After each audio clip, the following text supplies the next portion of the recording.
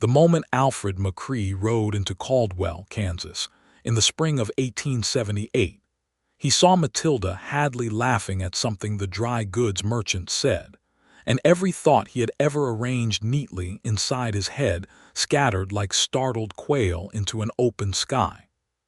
She stood on the weathered boardwalk outside Larson's general store with a basket over one arm, her dark hair pinned loosely beneath a cream-colored bonnet that had come slightly undone on one side, and she did not seem to notice or care.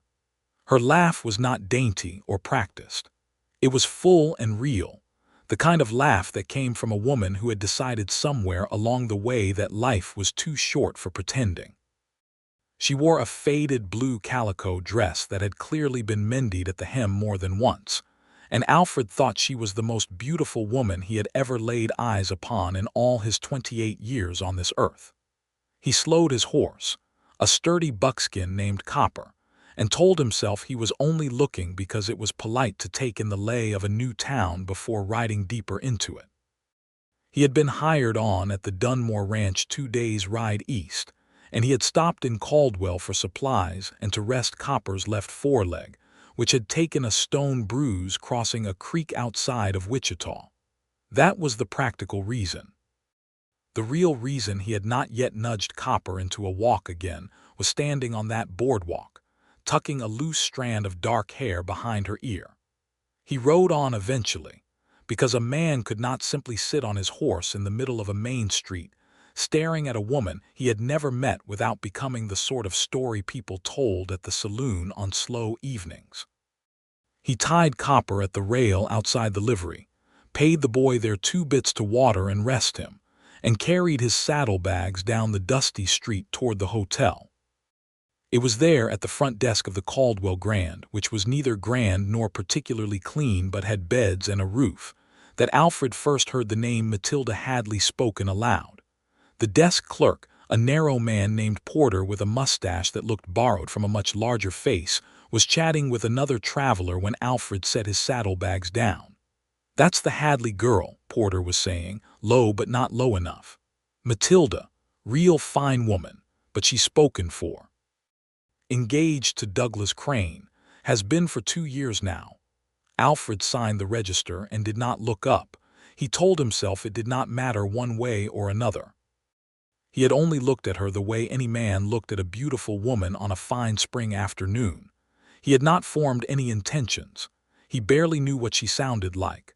But something in his chest, some quiet thing that did not often speak up, made a note of her name. Matilda Hadley, spoken for. He went upstairs, washed the trail dust off his face in the ceramic basin by the window, and looked out at the main street of Caldwell below. He could still see her down there, finishing her conversation with old Larson, tucking a paper-wrapped parcel into her basket. She moved with a kind of unhurried purpose that suggested she knew where she was going, and had no particular need to rush getting there. Alfred watched her until she turned the corner at the end of the street and disappeared, and then he pulled himself away from the window and sat on the edge of the bed, and reminded himself that he was a working cowhand with a job waiting for him at the Dunmore Ranch, and that none of this was any of his concern. He left Caldwell the next morning with his supplies loaded and Copper rested and sound on all 4 legs. He told himself he did not look for her as he rode past the general store. He looked a little.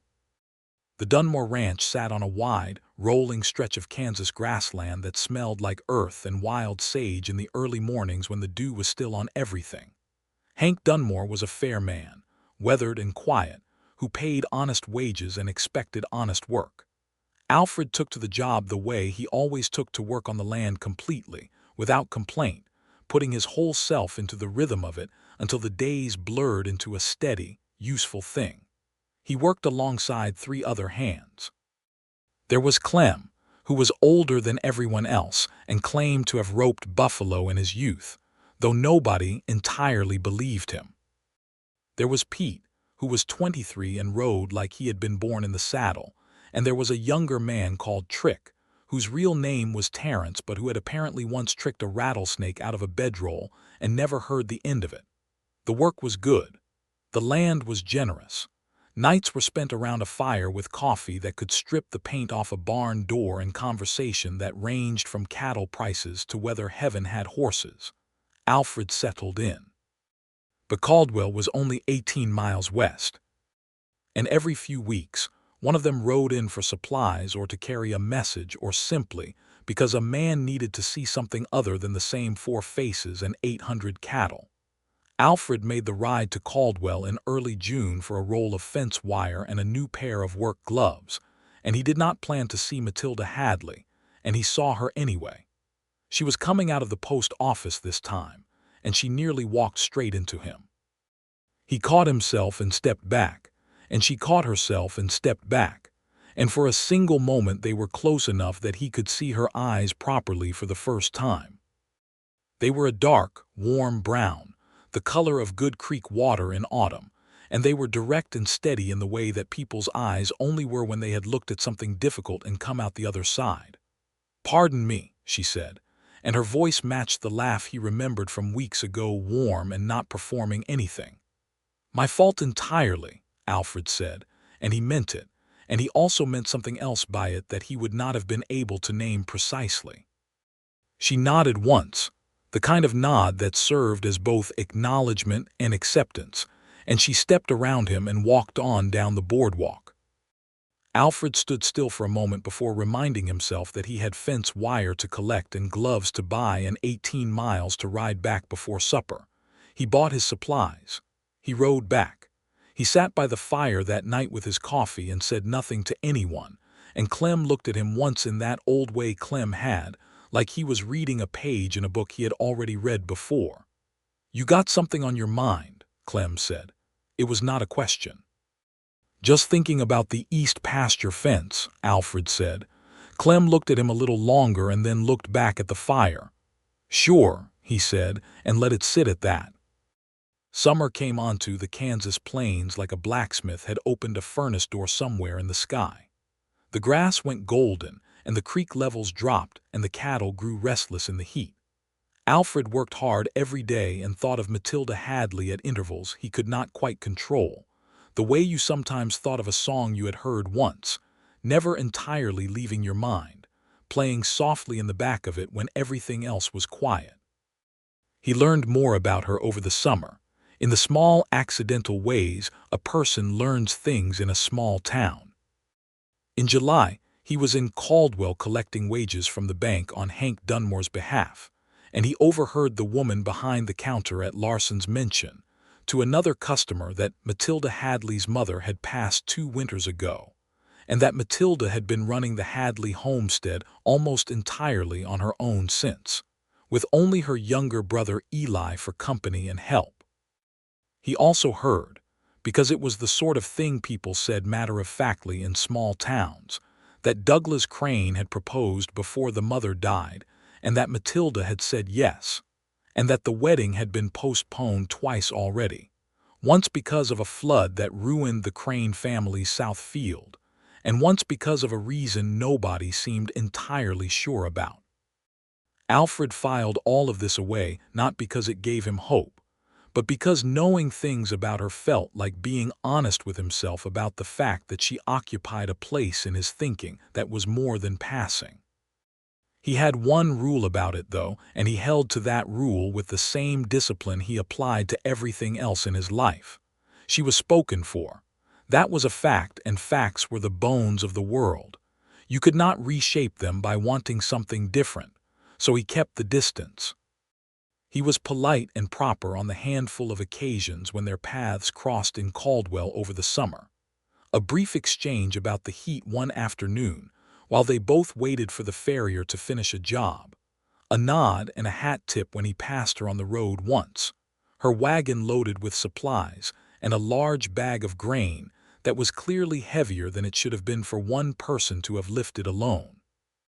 He had offered to help with the grain that day, and she had thanked him plainly, and he had lifted it onto the wagon bed, and that was 2 minutes of his life that he had replayed more times than was entirely sensible. She had said when he set the bag down, "That is very kind." "Thank you, Mr. McCrae," he had said. "Alfred McCrae. I ride for Dunmore Ranch." "Matilda Hadley," she had said, and he had thought, I know, and said nothing except that he hoped her horses stayed sound and that the road home was kind to her wheels. She had smiled at that. A real, private kind of smile. I hope the same for yours, she had said, and clicked her tongue at her horses and driven on. He stood in the road afterward for a moment longer than was necessary. August burned away. September arrived with a breath of change in it, the grass going russet at the edges, the nights cooling fast. Alfred threw himself into the fall work with even more focus than usual, because focus was the tool he used for everything, and it had not yet failed him. It was Pete who came back from Caldwell in the middle of September with news that landed differently than Alfred expected. "You know that Hadley woman," Pete said that evening, pulling off his boots at the bunkhouse door. "The dark-haired one who runs the homestead south of town." Alfred kept his eyes on the bridle he was mending. "I know who she is." "Well, apparently she and Douglas Crane are done," Pete said, the way young men said things carelessly, the way you toss a stone into a pond without thinking about where the ripples go. "Fellow named Gil Trask at the saloon was talking about it. Said Crane up and left for Colorado Territory a few weeks back. Just went. Nobody knows if the girl knew he was going or if it just happened." Alfred set the bridle down on his knee. He kept his face very still. "That's so," he said. "Seemed like a hard thing," Pete said, pulling his other boot off. "But people were saying she took it quiet, the way she takes most things, I think." Alfred looked at the bridle. He looked at it for a long time. He thought about what it meant for a woman to take most things quiet. He thought about a woman who had been running a homestead alone since her mother died, who had laughed in the street outside a general store with everything in her basket and the sun on her face, who had smiled at him in a road because he said he hoped her wheels were kind. He thought about the rule he had kept since May. The rule had been about facts. The fact had changed. He finished mending the bridle. He banked the fire, he slept. He did not ride to Caldwell the next day because that would have been too quick, too much like a man who had been waiting for a door to open and was now pushing through it before the hinges had even finished swinging. He was not that kind of man. He had never believed that wanting something entitled you to it, and he was not about to start now. He waited a month. The month was one of the longer months of Alfred McCrae's life. He worked. He did not talk about it. Clem watched him with those old eyes and said nothing. On a cool evening in mid-October, when the first hard frost had laid a white cloth over the grass and the morning stars had a different quality to them, crisper, farther away, Alfred cleaned himself up properly, put on his better shirt and his good coat, and told Hank Dunmore that he needed a day. Hank looked at him over the edge of the water trough. Hank was not a man who required explanations. "Ride safe," he said, and went back to what he was doing. Alfred rode the 18 miles to Caldwell in the crisp October morning, with Copper's breath pluming in the cold and the whole rolling Kansas sky above him looking washed clean and serious. He was not nervous. He was something else. Something more like standing at the edge of a drop you have looked at for a long time and finally decided to jump, not because the height had changed, but because you had become certain enough of the ground below. He knew, from things people had said, that the Hadley homestead sat about a mile south of Caldwell proper, down a wagon road that followed a small creek. He rode through town, bought a small paper bag of hard candy at Larson's because he thought it was better to arrive with something than with nothing, and then felt immediately ridiculous about the candy and almost left it on the counter, and then took it anyway because abandoning the candy at this point felt like more of a statement than bringing it. The wagon road south was rutted and quiet. The creek to his left was low and clear. The cottonwoods along the bank had gone gold and were dropping leaves in the light wind. Alfred followed the road until he saw a modest homestead come into view through the trees, a whitewashed house in need of its second coat, a solid barn that someone had taken clear pride in building, a kitchen garden that had been put to bed properly for the winter, the soil turned and bare and neat. And Matilda Hadley, standing in the yard beside the barn with an axe in her hands and a cord of firewood that needed splitting. She had not heard him coming yet. She set a log upright on the splitting stump with a practiced hand, raised the axe, and split the thing cleanly in two with one stroke. Alfred brought Copper to a stop at the gate and watched her for a moment, not to spy, but because there was something so self-sufficient and unself-conscious about the way she moved through her own work that it arrested him. She turned for another log and saw him at the gate. She did not startle. She set the next log in her hand down and looked at him with those steady brown eyes, the axe at her side, her dark hair coming loose from its pins in the wind. She looked like the land itself, Alfred thought. Like something that had grown here and intended to stay. "Alfred McCrae," she said, and she said it in a way that meant she remembered, which was something. "Miss Hadley," he said, and took off his hat. "I hope I am not disturbing your work." "You are," she said, "but I will allow it for a minute." There was no cruelty in it. She was almost smiling. He got down from Copper and looped the reins over the gate post. He held the paper bag of candy in his hand and felt the full weight of how strange it was to be standing here, and decided to simply be honest about all of it. "I wanted to come and see how you were getting on," he said. "I heard, well, things travel in a small town. I heard that things changed for you recently. I'm not here to press on that or two. I do not want to be the kind of man who shows up the moment a door opens without any regard for the person on the other side of it." Something in her expression shifted. The almost smile steadied. "Then why are you here?" she asked. "Because I have been thinking about you since May," he said plainly. "And I thought that it was only honest to say so. You can tell me to ride on, and I will ride on without any ill feeling." She looked at him for a long moment. The wind moved through the cottonwood leaves. A horse in the barn shifted its weight with a sound of straw and wood. "May," she said finally. "When I rode into town for the first time," he said. "You were outside Larson's." She tilted her head slightly. "I am usually outside Larson's," she said. "You were laughing," he said. "That was what I remembered first, the way you laughed." She looked at the axe in her hand and then set it against the splitting stump and crossed her arms over her chest in the way people did when they were thinking and needed their hands to be doing something in the meantime. "You held yourself very proper all summer," she said slowly. "Every time I saw you in town. You were always polite and you never pushed. You were spoken for," he said. The words sat between them in the cold October air. "I was," she said. She said it without sadness, or perhaps with a sadness that had already been processed and put away, the way a sensible person put tools back in their proper place once they had finished the work. "Douglas was a good man in some ways, but he had his eye on Colorado for a long time, and I had my eye on this." She glanced around at the homestead, the barn, the turned garden. "We wanted different things, and neither one of us was quite honest enough about it for a long while." "I am sorry all the same," Alfred said. "That is not an easy thing." She looked at him again in that direct way. "How long did you know?" she asked. He understood immediately what she was asking. "Since the first day," he said. She was quiet for a moment. Then she said, "Do you want to come in for coffee, Alfred McCrae?" He did. The inside of the Hadley house was small and clean and warm from a good iron stove. It had the particular character of a home that had been made careful and livable by someone who had very little to work with and had made the most of all of it anyway. A braided rug covered the center of the floor. A shelf held 3 books and a small painted tin that Alfred did not ask about. The curtains were flour sack, but they had been hemmed neatly, and they let the October light through in a way that was almost gentle.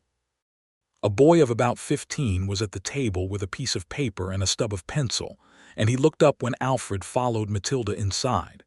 This was Eli. Alfred recognized the look of him from seeing him around town. He had Matilda's same dark eyes and a watchful quality that was probably less about shyness and more about paying attention. "Eli, this is Alfred McCrae," Matilda said, moving to the stove. "He rides for Dunmore Ranch." Eli looked Alfred up and down in the way of a boy who had been the man of a house since too young and had developed opinions about who came through the door. "I know who he is," Eli said. "He helped you with the grain bag in August." Matilda glanced at her brother with a look that Alfred could not quite read. "Yes," she said simply. "You ride a buckskin," Eli said to Alfred. "I do," Alfred said. "His name is Copper." Eli seemed to consider this as sufficient information and went back to his paper. Alfred sat at the table across from him while Matilda put coffee on, and he set the bag of hard candy on the table and said, "I brought these. I was not sure what to bring." Eli looked at the candy. He looked at Alfred. "Peppermint," he said. "Some peppermint," Alfred confirmed. "Some lemon." Eli took a piece of peppermint and pushed the bag toward his sister without looking up from his paper. "He can stay," he said, which was apparently the verdict. Matilda made a small sound that might have been a laugh and set 2 cups of coffee on the table. They talked for an hour and a half. It was not the careful, navigating kind of conversation that people had when they were performing something. It was the real kind, where one thing led to another and the time went somewhere without you noticing. Alfred learned that Matilda had grown up in Missouri before her father brought the family west when she was 12, that she had her mother's feel for growing things but her father's stubbornness about land, that she had been teaching herself to read from a second book after finishing the 3 she owned, and was waiting for the lending library in Wichita to send something new. He told her about growing up in Tennessee, about his father's small horse operation, about coming west at 21 because the land called him the way the land called certain kinds of people, and there was not much use arguing with it. She asked him about the Dunmore Ranch and what his work was and whether he was the kind of man who stayed or the kind who moved on. She asked it directly, not flirtatiously, and he liked her for it. "I have been moving," he said honestly, "but I find I am getting tired of moving. I think I want to be the kind who stays. I have just not found the right reason to stop yet." She held his gaze for a moment over the rim of her coffee cup. "That is an honest answer," she said. "I find I prefer those," he said. When he stood to go, she walked him out to the gate and he untied Copper and stood with the reins in his hands, and the last of the October afternoon going gold and long-shadowed around them. "May I come back?" he asked. "You may," she said, "but properly. If you are going to come calling on me, Alfred McCrae, then you will come calling properly. None of this showing up with candy and leaving in the same visit." "I would not dream of it," he said, and he meant it seriously, and she heard the seriousness in it and also the slight warmth beneath it, and she smiled. It was the first time he had seen that smile up close and aimed directly at him, and it was everything he had thought it would be. He rode back to Dunmore Ranch in the early evening with the sky going pink and purple ahead of him, and Copper moving steady and willing beneath him, and he felt something that he recognized after a moment as the sensation of having taken the right step at the right time and knowing it. He came back the following Sunday, and the Sunday after that, and the Sunday after that.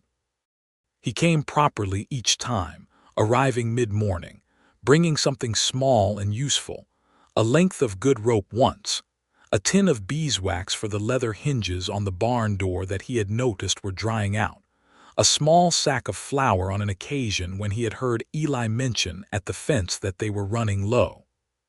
He never arrived with empty hands, and he never stayed past dark, and he always made himself useful in some way while he was there, because sitting idle was not in his nature, and because he could see clearly that the Hadley homestead was a place where 2 people were working very hard to keep things going, and it did not cost him anything to be a 3rd pair of hands for a few hours.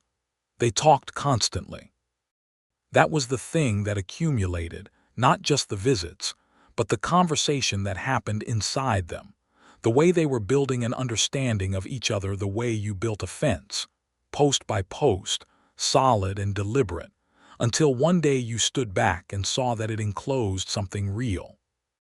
He learned that she was afraid of the way the Kansas plains felt in January, not of the cold exactly, but of the particular kind of loneliness the winter flatness brought, the way the world shrank and the distance between one house and the next felt suddenly enormous.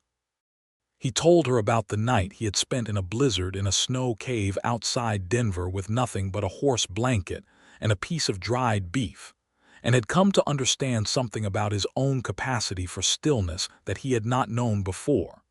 She listened to this story the way she listened to everything completely, without interrupting, with her eyes on him rather than away. He learned about Douglas Crane, slowly, not because she unburdened herself in a rush, but because trust built incrementally, and she was a woman who had learned to be careful with it. Douglas had been a man who said the right things for a long time without quite meaning them all the way through, and Matilda had understood this about him, but had held on anyway because she had made a promise, and she did not take promises lightly. He had left for Colorado in September without a scene or a proper ending, just a letter that arrived 3 days after he had already gone, and the letter was not unkind, but it was not sufficient either. She had read it twice and then put it in the stove, not in anger but in the calm way you disposed of something that had served its purpose and had none remaining. "Were you heartbroken?" Alfred asked her, on a Sunday afternoon in November when the first serious cold had come, and they were sitting by the stove inside with Eli out in the barn. She considered the question with her usual honesty.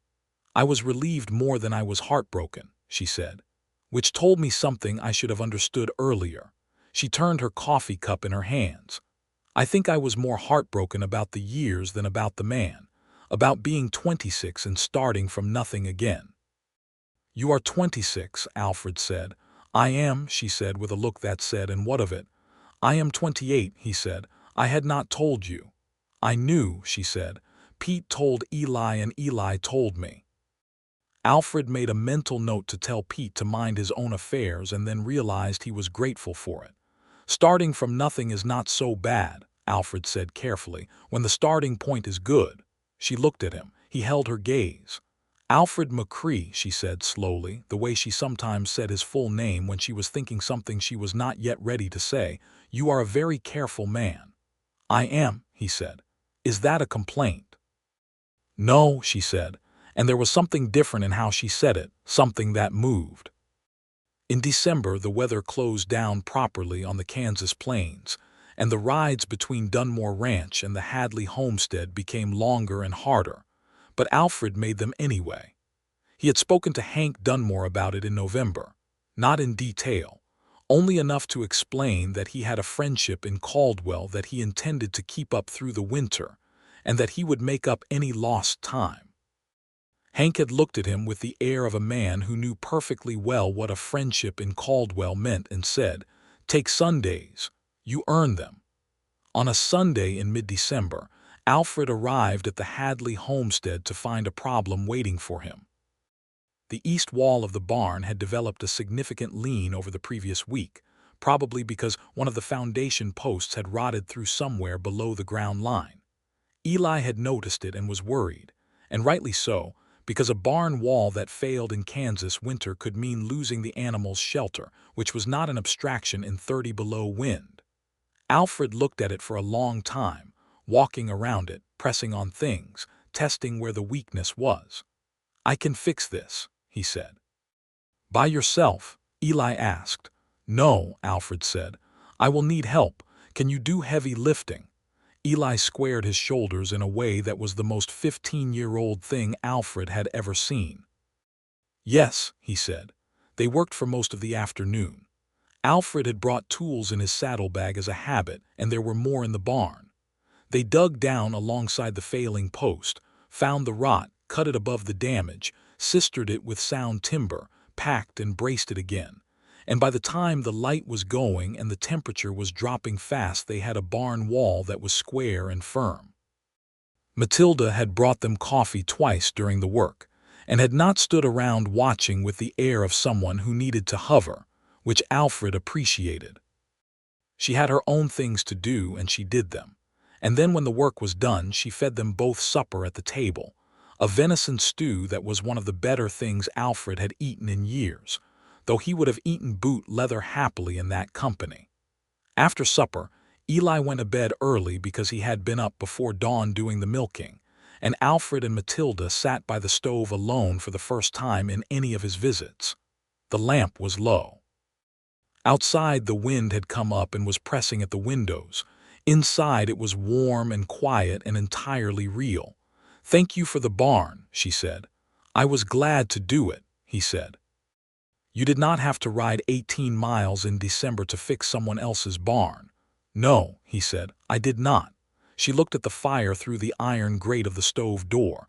Alfred watched the light move on her face. "I have been thinking," she said slowly, "about what it is we are doing." "And what have you decided?" he said. "I think you know what we are doing," she said. She turned and looked at him directly.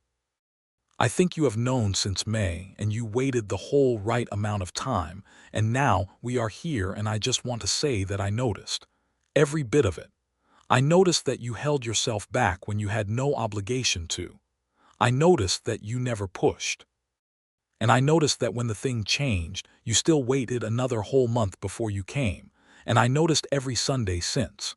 Alfred was quiet for a moment. The wind pushed at the windows. "I noticed you too," he said. "That first day and every time after." She reached across the small distance between their chairs and put her hand on top of his where it rested on his knee. Her fingers were warm from the coffee cup and her grip was steady and sure, the way everything about her was. He turned his hand over and held hers. They stayed like that for a long while, the fire burning low in the stove, and the winter pressing its cold face against the glass, and the lamp guttering quietly in the corner. And Alfred McCrae thought that this was the most settled he had felt in his entire life. Christmas came and went, and Alfred spent it at the Hadley homestead at Matilda's invitation, which also extended to Hank Dunmore, who came alone as he usually did at Christmas because his own family was long gone east and not coming back. They had a proper Christmas dinner, a roasted chicken that had been fattened for the occasion, a dried apple pie that Matilda made with the same competent focus she applied to everything, a loaf of bread that was better than most bread Alfred had eaten outside of his mother's kitchen in Tennessee. After dinner, Eli fell asleep in the chair by the stove with his socks half off and his mouth slightly open, and Hank Dunmore sat smoking his pipe on the porch in the cold, content in the particular way of men who did not need much.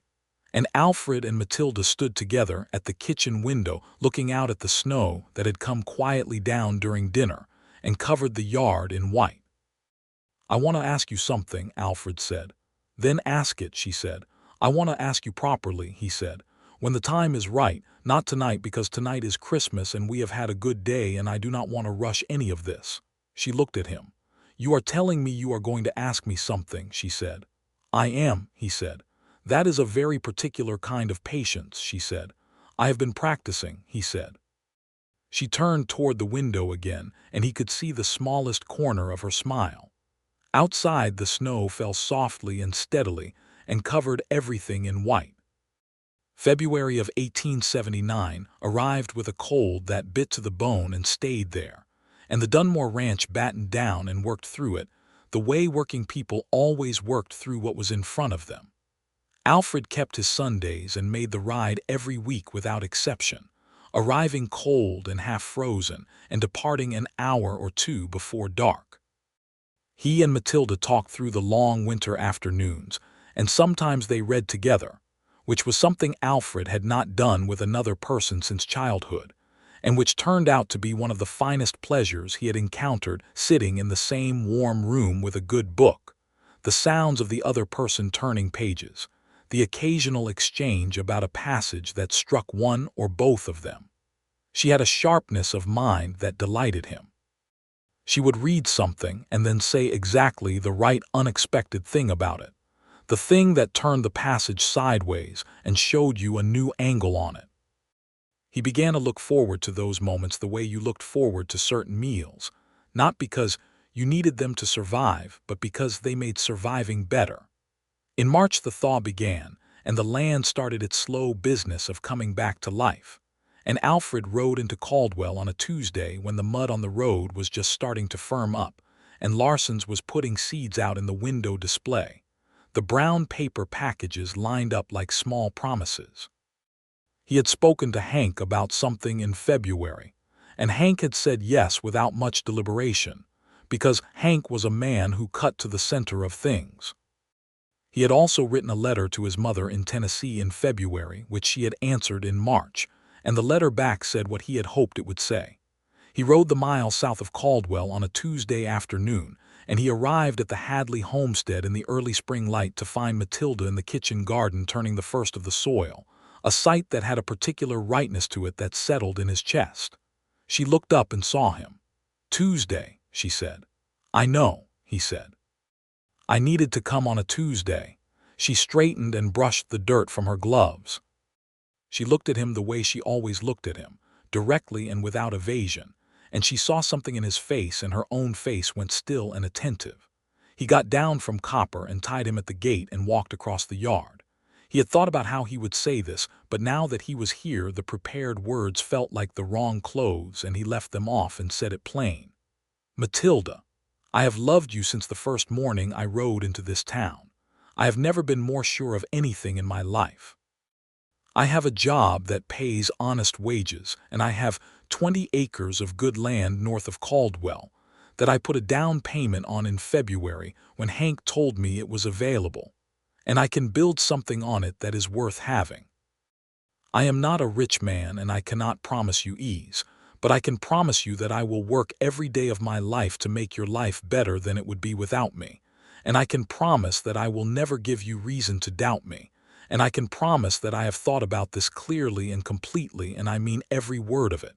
He paused. "Will you marry me, Matilda Hadley?" She had gone very still while he talked. The early March light was gentle on her face, and her dark eyes were bright in a way that had nothing to do with the wind. She walked the 3 steps between them and put both hands on his face, the garden dirt gloves and all, and said, "Yes, Alfred McCrae, yes. Now will you please stop being patient for one moment?" He laughed, a real surprised laugh that he had not planned, and then he kissed her properly, finally, for the first time there in the kitchen garden, with the soil turned over and waiting for seeds, and the Kansas spring making its careful return all around them. When they broke apart, she kept her hands on his face for a moment and looked at him with an expression he had never seen from her before, something that was openly tender and deeply satisfied, and she said quietly so only he could hear, "I have been waiting for you to do that since August." "August," he said. "The grain bag," she said. "The grain bag," he said. She laughed and he held her, and above them the Kansas sky was blue and clear and going on forever. They told Eli that evening, who said, with the air of a boy who had known this was coming for months, "I already figured." Then he shook Alfred's hand very seriously and went to bed. The wedding was set for June. There was a great deal to do before June, and they did all of it together. Alfred worked his weekdays at Dunmore Ranch and his Sundays at the homestead and his Tuesday evenings whenever he could manage it. He had already engaged a carpenter in Caldwell to help him begin framing a house on the 20 acres north of town, a house that was not large but was planned carefully. A proper kitchen, 2 bedrooms to start, a porch facing south for the afternoon light, room to add on later when there was need.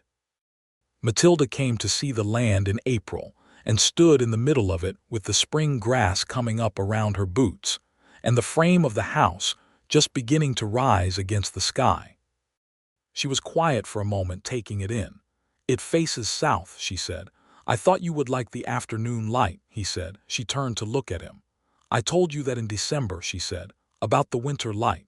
"You did," he said. She put her hand in his arm and leaned her head against his shoulder for a moment. It was a small thing, and it undid him completely. The house frame rose through April and into May. Alfred worked on it himself every hour he could find outside his Dunmore work, and Eli came out on weekends and turned out to be better with a hammer than Alfred had expected, precise and patient in a way that his sister would have recognized as a family trait. Sometimes Matilda came and sat on the hillside with the lunch basket, and they would take a break in the middle of the day and eat in the spring sun, and she would tell him what she was planting in the new kitchen garden, and he would tell her what he was planning for the barn.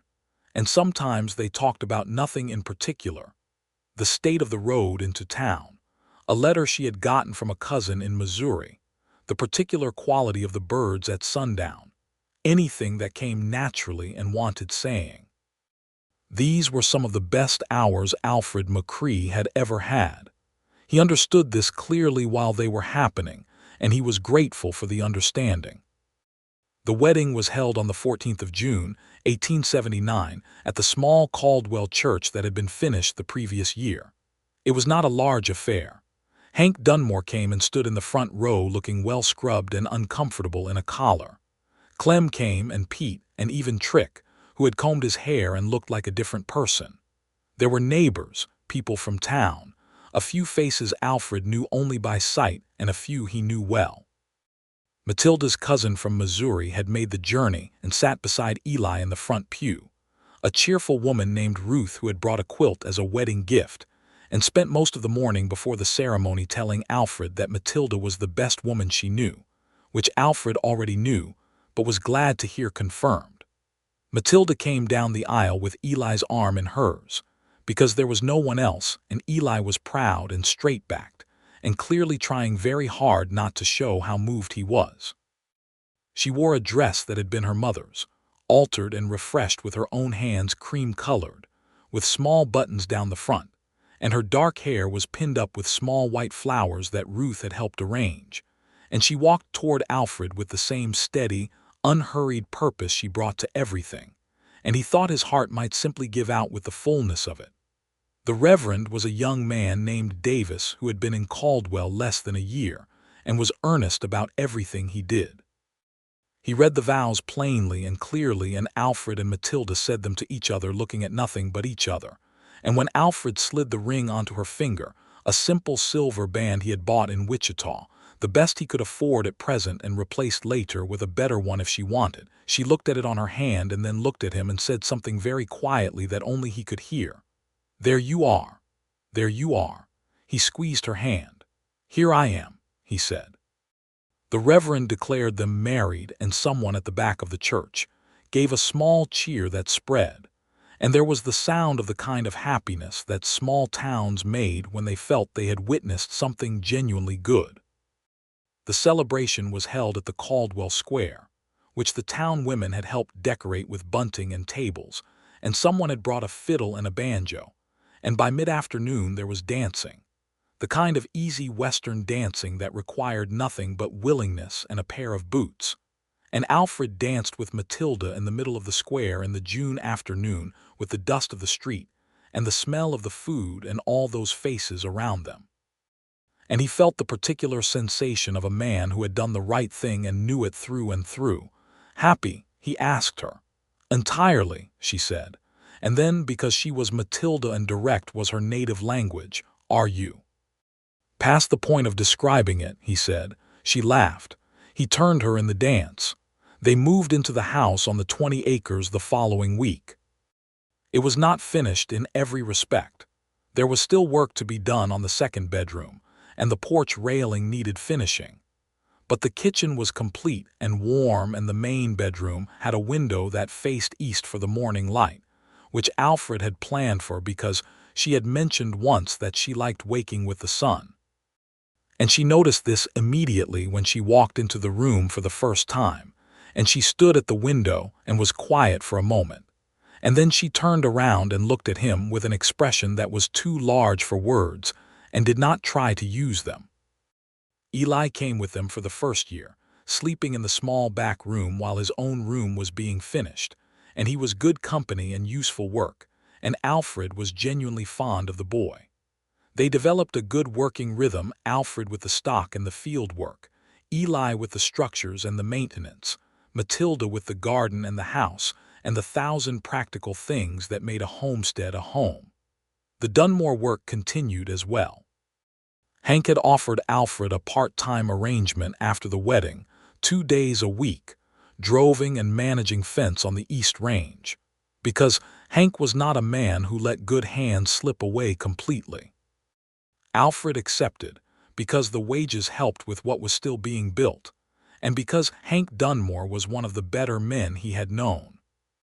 Summer turned the land gold, and the kitchen garden produced abundantly, and Matilda put up enough preserved goods to see them through 2 winters at a conservative estimate, working in the kitchen in the long hot afternoons with jars lined up on the table, and her hair piled on her head, and her sleeves rolled, and Alfred would sometimes come in from the field and stand in the kitchen doorway and watch her work and feel. There was no other word for it, blessed. entirely and simply blessed.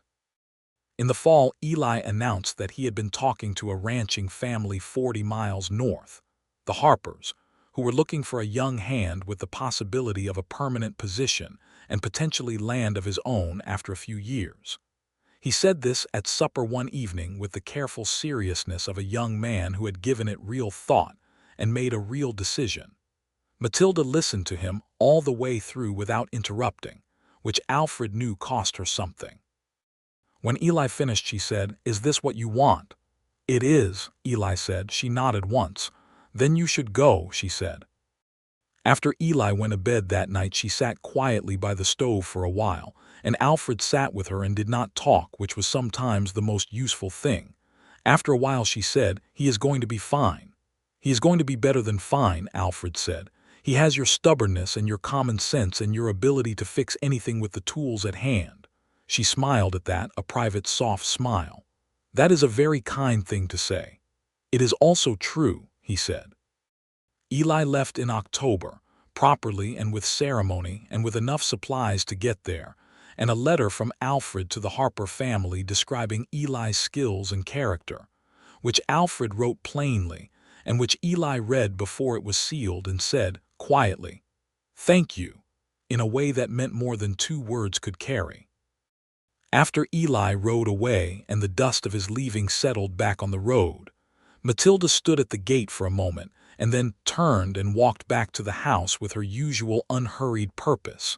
And Alfred walked beside her, and he put his arm around her shoulders and she leaned into him, and they went inside together. Winter came again, this second one different from the first because they were together in it now. Alfred had been right in what he said that December night in the Hadley house. The starting point had been good. The house was warm and solid, and they had each other, which turned out to be an extraordinary amount of thing to have against a Kansas winter. They read together in the evenings by the lamp. They argued sometimes, because they were both opinionated people who thought carefully about things, and their arguments were the good kind, the ones that moved and clarified and did not leave wounds.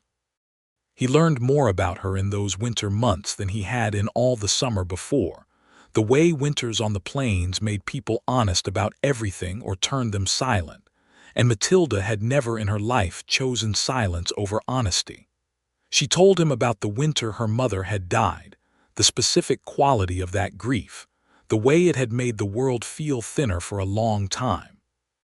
He told her about the night he had decided to come west, sitting on his father's porch in Tennessee at 21, and looking at the horizon, and understanding that the horizon he was looking at was not the one he was meant for. She told him that she had dreamed of a different life than the one she had expected and had not always known what that different life looked like, only that it existed. He told her he thought she had found it. She said she thought so too. They were very happy. It was a quiet, solid, daily kind of happiness, the kind that did not announce itself but was simply present in every ordinary thing. The way she handed him his coffee in the morning, the way he checked the weather before she went to the garden, the way they fit into the same spaces without effort, the way the house felt different and better when she was in it than when she was not. In the spring of 1880, Matilda told him quietly one evening that she was expecting. Alfred put down his coffee cup very carefully and looked at her. She had a particular expression on her face, not quite a smile and not quite something else, more like the look of a person who is holding a very important thing and wants to be sure it is received correctly. "Matilda," he said. "Before September, I think," she said. "Maybe August." He stood up from his chair and crossed to where she was sitting and knelt down beside it and took her hands in his and said nothing for a moment because there was nothing adequate to say and he knew it. "Are you all right?"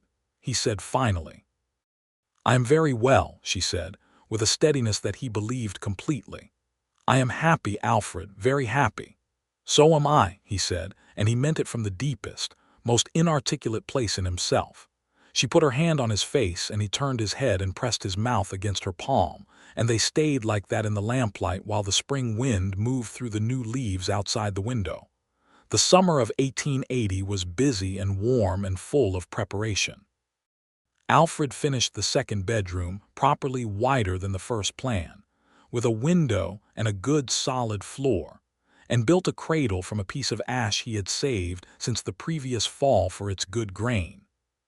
He worked on it in the evenings on the porch, and Matilda would sometimes come out and sit with her mending and watch him, and he could feel her watching him with that particular steady warmth, and it made his hands steadier and surer on the wood. They sent for Eli in August when the time was near, and Eli arrived from the Harper Ranch looking 3 inches taller and considerably more confident and genuinely glad to be there.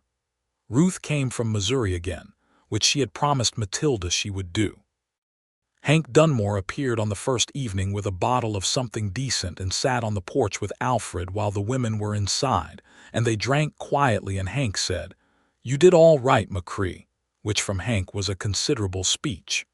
The baby arrived on the 23rd of August, 1880.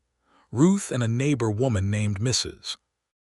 Garrett, who had attended more births than she could count, were with Matilda, and Alfred waited in the kitchen in a condition that was not his finest hour, pacing and holding his coffee cup without drinking it and being periodically reassured by Eli, who had adopted an air of calm that was either genuine or a very good performance, and Alfred did not care which. When Mrs. Garrett opened the door and told him he could come in, he crossed the house in 3 steps and pushed the door open, and Matilda was sitting up against the pillows with her hair loose and her face tired and entirely radiant, and in her arms was a small, red-faced, perfectly real person who was making a sound like the most important sound in the world. "A boy," Matilda said, and her voice was the most beautiful thing Alfred had ever heard. He sat on the edge of the bed and looked at his son and then looked at his wife and could not find a single word for the size of what he felt. He tried anyway. "Matilda," he started. "I know," she said softly. "I know."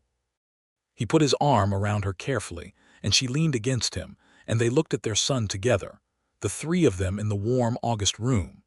They named him Thomas, after Alfred's father. Matilda had suggested it without being asked, which told Alfred something about the quality of her heart that he already knew but was newly grateful for. Thomas was a serious baby who looked around at everything with large dark eyes that were clearly going to be brown like his mother's. He was healthy and demanding, and the most interesting thing that had ever happened in the house. Eli stayed for 3 weeks after the birth and was a devoted and somewhat baffled uncle, and when he left to go back to the Harper Ranch, he hugged his sister for a long time in the yard and shook Alfred's hand and held Thomas briefly and with great caution, as if the baby were made of something that required very careful handling. "He is not fragile," Matilda said. "I know," Eli said, handing Thomas back with visible relief. "I just want to be certain." He rode away north and they waved him off and went inside, and their family was 3, and the house was full of it. The years that followed were working years and good ones. Alfred expanded the operation on the 20 acres, adding 20 more when land became available in 1881, and the cattle he ran were modest in number but well managed, and the range he kept was healthy, and the money came in steadily, if never lavishly. Matilda's garden produced every year, and she added chickens and then a proper dairy cow and then a second one, and she had a reputation in the area for the butter she made, which several people from town made a point of buying when they could. She also, in 1881, began keeping a correspondence school arrangement for 3 children in the area who were too far from town for regular schooling, their mothers bringing them on Tuesdays for lessons in reading and arithmetic and geography from Matilda's own materials. This expanded to 6 children by 1882 and became an established thing, a small informal school that met in the Hadley McCrae kitchen on Tuesday and Thursday mornings, and which Matilda ran with the same quiet competence she brought to everything. Alfred would sometimes hear her through the window when he was working near the house, her voice explaining something, a child's voice asking a question, the sound of chalk on the small slate boards she had eventually bought from the school supplier in Wichita. It was a sound that went straight to the interior of him and settled there warm. Eli came for Christmas every year and wrote regularly, and was doing very well at the Harper Ranch. In 1882, he wrote to say that the Harper daughter, a capable young woman named Clara, had agreed to walk out with him, and that he thought it might come to something, which it eventually did. They married in the spring of 1883, and Alfred and Matilda made the 40-mile journey north for it, and it was a good wedding in the simple way that all good things were simple when they were real. In 1883, their second child arrived. This one was a girl, and they named her Frances, after Matilda's mother, and she was from the beginning a different creature than Thomas Louder, more immediately opinionated, with a red face when she was unhappy, and a look of absolute benign authority when she was content. Thomas, who was 3, treated Frances with a combination of deep suspicion and enormous pride that shifted from day to day and occasionally from hour to hour. The town of Caldwell had grown considerably by 1883. The railroad had come through and brought with it the kind of expansion that changed a town's character: new buildings, new businesses, new people, some of them good and some of them trouble, as new people always were everywhere. Alfred kept his ranch out of most of the trouble that blew through, and Matilda's school continued, and the house grew with the family, and the years had a rhythm to them that was deep and steady and good. Hank Dunmore retired in 1884 and sold the ranch to a man from Kansas City who ran it with employed managers, which ended Alfred's 2-day-a-week arrangement. But by then, the McCrae operation was large enough to not need it, and Alfred had been gradually building toward independence from that arrangement for 2 years and achieved it cleanly. Hank, in retirement, became a regular presence at Sunday dinners. He had no family but the informal one he had assembled around him, and Alfred and Matilda set a place for him every Sunday as a matter of course.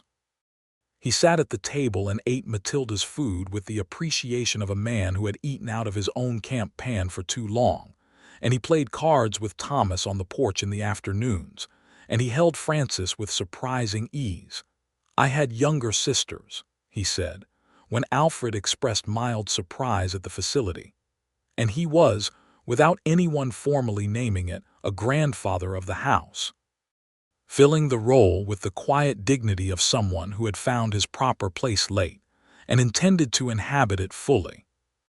One evening in the fall of 1884, after a Sunday dinner when the children were in bed and Hank had gone home, and the house was quiet in the particular way it went quiet late on Sundays, Alfred and Matilda sat together on the south-facing porch in the cool air.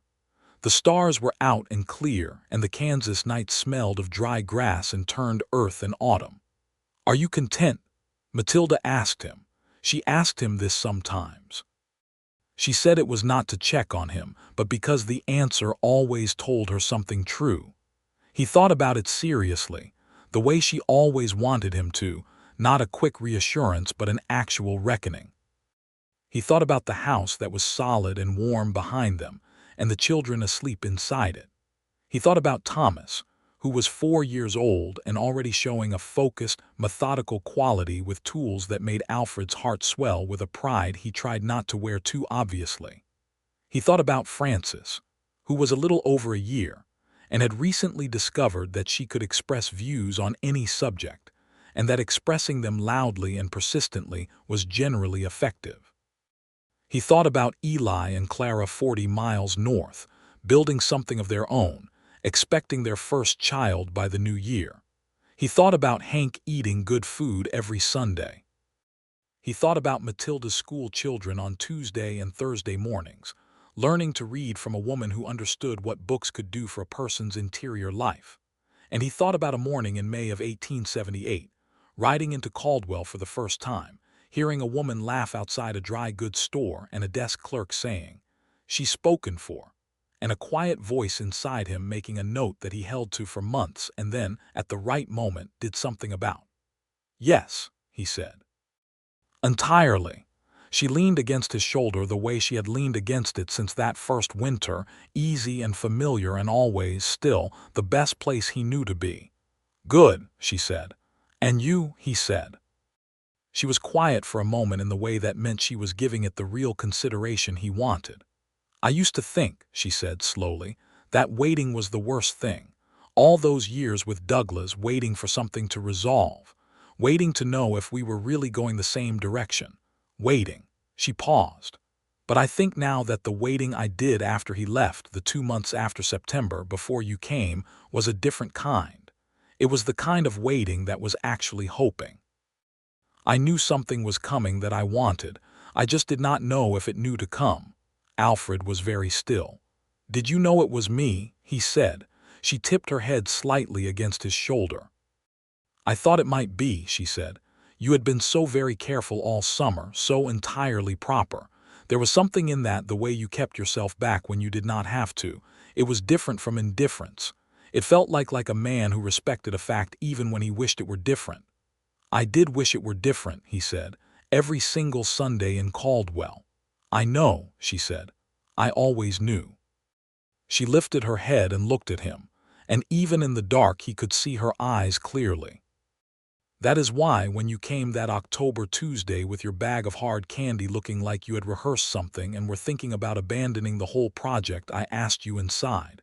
He laughed softly. "Was I that obvious?" "You were perfect," she said. "You were perfectly obvious in the most honest way." She put her hand over his.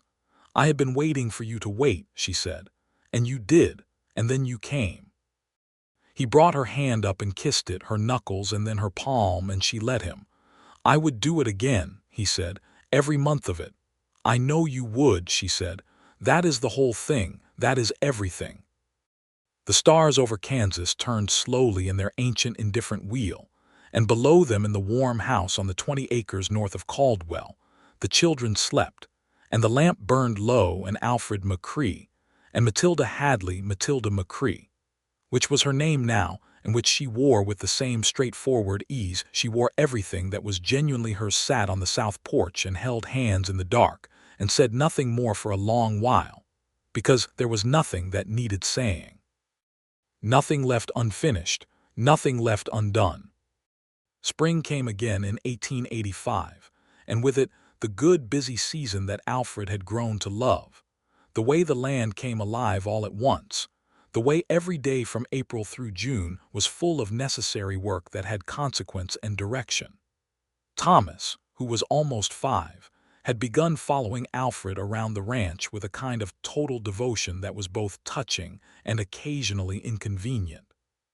He asked questions about everything and expected complete and accurate answers, and Alfred gave them, because there was nothing better than a child who wanted to understand how things worked, and nothing worse than the kind of adult who answered the questions of children carelessly. Frances, at almost 2, was a different sort of problem altogether. She had opinions. She had very specific opinions about which boots she would wear and which she would not, about whether she wanted the left or right side of the table, about the proper order in which things should be done in the morning. Matilda handled her with a combination of warm firmness and barely concealed delight, because Frances was clearly her daughter in a fundamental way, and Matilda recognized the stubbornness as something she had some responsibility for. In April of 1885, Eli and Clara came south for a visit with their new son, named John. He was 6 months old and had Eli's dark eyes and Clara's particular unruffled calm. Thomas declared John too small to be interesting, but then spent most of the visit sitting very close to wherever John was placed, watching him with that focused, attentive gaze he used on things that were new to him. Eli had done very well at the Harper Ranch. The Harper family was elderly now, and the management of the property had gradually shifted to Eli and Clara, with an understanding that the land would eventually pass to them. He talked about it at the supper table with a quiet pride that Alfred recognized from his own chest, the pride of a man who had worked for something real and was watching it take shape.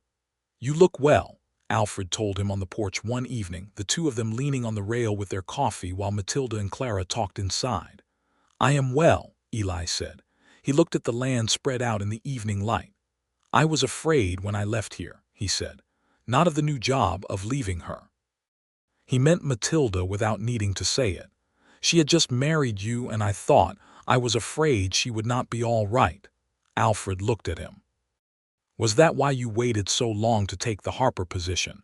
You told us in September about it, and you did not leave until October. I wanted to see how things were, Eli said simply, between the two of you. And what did you see? Alfred said. Eli drank his coffee and was quiet for a moment. I saw that you looked at her the same way at the end of September that you had looked at her in October of the year before, he said. Before anything had happened. The same way. Like she was something you could not believe you got to be near. He paused. That was when I knew she was all right. Alfred did not say anything because there was nothing sufficient. He put his hand on Eli's shoulder for a moment, and Eli nodded once, and they stood looking at the land together in the way of men who understood each other. The summer of 1885 was dry, and they watched the clouds that did not come with the particular anxious eyes of people who lived by what land produced. But the well held, and the kitchen garden survived with careful watering, and the McCrae cattle found enough on the expanded range, and by fall they had come through it well enough. They were not rich, and the dry summer had meant tightening the belt in certain respects, but they were sound, and Matilda went about the business of stretching what they had with a resourcefulness that Alfred watched with something close to reverence. She was not sentimental about difficulty. She faced it the way she faced everything directly, practically, without catastrophizing. But she also knew how to mark the good things when they came, which was an art. A letter from Eli, saying the Harper harvest had come in better than expected. A Sunday in October when the weather was perfect, and the children were happy, and Hank Dunmore fell asleep in the chair on the porch and snored quietly while the rest of them ate pie. The first time Thomas read a full sentence aloud from one of Matilda's books with growing confidence, and then looked up with an expression of pure startled pride. These were the things she marked and said aloud, and turned over in the lamplight, the way a person turned over something precious to see it from all sides. Alfred loved her for it constantly. In the winter of 1885, she told him she was expecting again. They were in the kitchen after the children were asleep, and she said it quietly across the table, and he looked at her and felt the same thing he had felt the first time, enormous and simple and true. When, he said. July, I think, she said. He took her hand across the table and held it. 3, she said. 3, he agreed. She smiled. Thomas is going to have thoughts about this, she said. Thomas has thoughts about everything, Alfred said. Francis is going to be furious. Matilda laughed. That full, real laugh that had undone him the first day he ever heard it, and had continued undoing him every day since. He sat across the table from her in the warm kitchen, with the winter pressing at the windows, and their 2 children asleep in the house around them, and a third coming in the summer, and he thought of a road in Kansas in the fall of 1878, riding toward the Hadley homestead with a paper bag of hard candy and a full heart, and everything uncertain ahead of him. Not uncertain now. Everything settled, everything real, everything earned by patience and honesty and the willingness to wait for what was worth waiting for, and to know it when it came. Are you happy? She asked him, the way she asked him, wanting the real answer. He looked at her across the kitchen table, the lamp between them.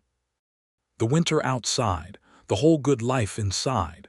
Matilda, he said, I have been happy every day since October of 1878. She held his gaze for a long moment and then said softly, So have I. Outside, the Kansas winter laid its white quiet over the land, and inside the lamp burned steady and warm, and Alfred McCrae and Matilda McCrae sat together in their kitchen in the good life they had built from patience and honesty and love, and the kind of waiting that was really the most careful form of hoping. And there was nothing more to want, and nothing left unfinished, and the road behind them was clear all the way back to the beginning. And the road ahead was full of the same good, ordinary, miraculous things, and it was enough, and it was everything, and it was theirs.